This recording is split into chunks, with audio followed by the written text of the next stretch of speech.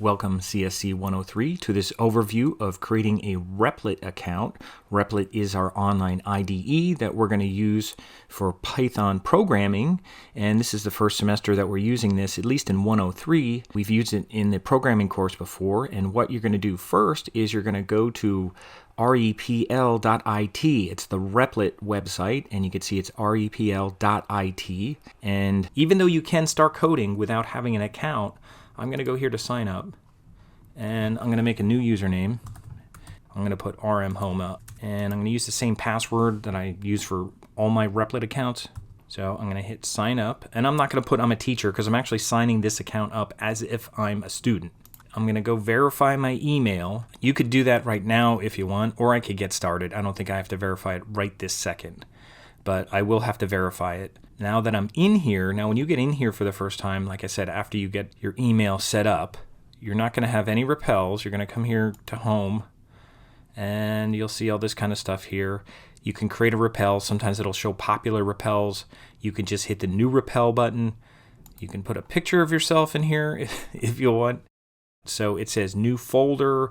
It has new repel, things like that. So I'm going to make a new folder right away, and I'll just call it csc103, and that's all you have to do, and then just hit create, and then you'll have a folder here. You can see I have a different folder here as well, but you'll have a folder here, and you could click on here, and there's nothing in it, and the first thing you're going to do is create a new repel. Now a repel is basically just your file, so that's all you have to think of it as, your file. So I'm going to hit new repel, and you can see you have all these options here. So I'm just going to use Python right now. Eventually we're going to use Python turtles, but for this first one we're just going to use Python, just plain Python, and just click on it, and there'll be a generic name that's here, and you're going to change that to be 9 dash, and we're just going to call it test scores. We're just going to do a little basic intro in Python. You call it test scores, and if you want to put your last name on here, you could do that. That might help when you send me a link, seeing your name on the repel, because that'll be part of your URL. So you could call it 9 test scores. Actually, do this because I think it has a problem with underscores. Just put a dash.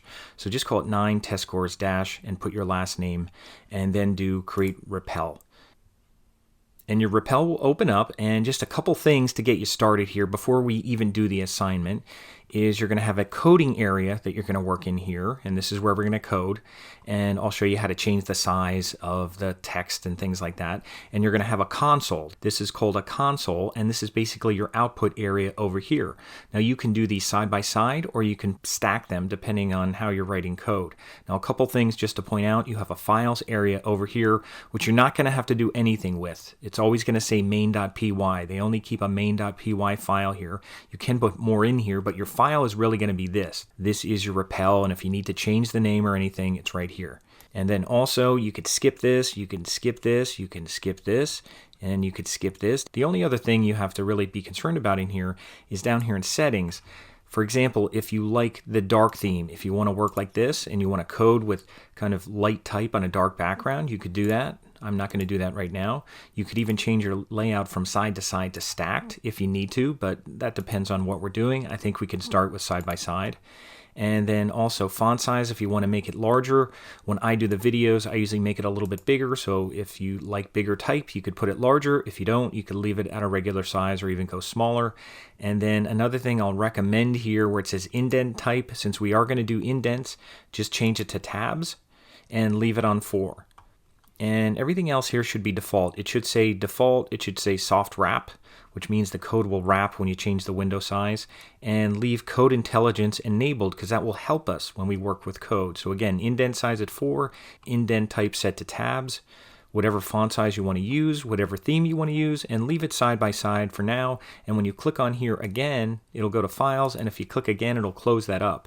And again, you can move these around as we need more room, and we're going to code over here.